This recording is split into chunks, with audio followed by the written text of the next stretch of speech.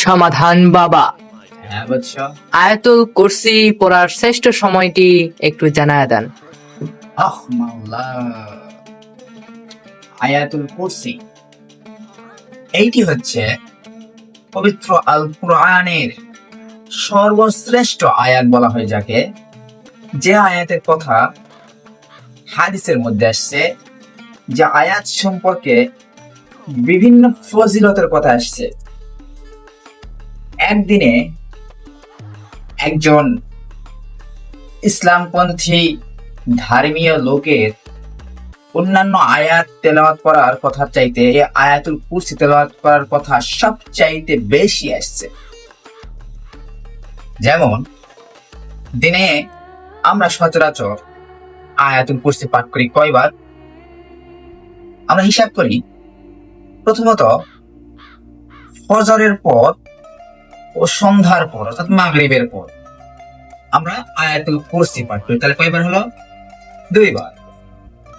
এরপর দৈনিক 5 ওয়াক্ত নামাজের পর 5 বার আমরা আয়াতুল কুরসি পাঠ করি। তাহলে হইলো কয়বার? 7 বার। 7 বার। এরপর যখন আমরা ঘুমাতে যাই, এই ঘুমানোর পূর্ব মুহূর্তে আমরা আয়াতুল কুরসি পাঠ করে আল্লাহর কাছে দোয়া করি। তাহলে হলো কয়বার? 8 বার। 8 বার। এই আয়াতুল কুরসি 8 বার আমাদেরকে দিনে পাঠ করতে হবে, যা অন্যান্য আয়াতকে আল্লাহ তাআলা এতটা গ্রহণযোগ্যতা দেন নাই। আমরা যদি নিয়মিত এই আমলটা করি, যদি রাতের বেলা ঘুমানোর পূর্বে আয়াতুল কুরসি পাঠ করি, তাইলে চোর বলো, খারাপ জিন বলো, এই সকলের কাছ থেকে, এই সকলের দুষ্ট নজর থেকে স্বয়ং সৃষ্টিকর্তা আল্লাহ তোমাদেরকে হেফাজত দান করবে।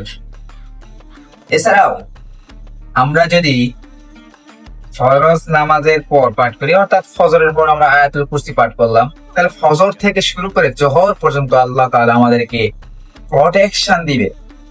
যদি জোহরের সময় পাঠ করি, তাইলে কি জোহর থেকে আসর পর্যন্ত, এভাবে প্রত্যেকটা নামাজের পর থেকে আরেকটা নামাজের আগ মুহূর্ত পর্যন্ত যদি আমরা আয়াতুল কুরসি পাঠ করি নামাজের পর, আল্লাহ আমাদের সকলকে সুরক্ষা প্রদান করবে।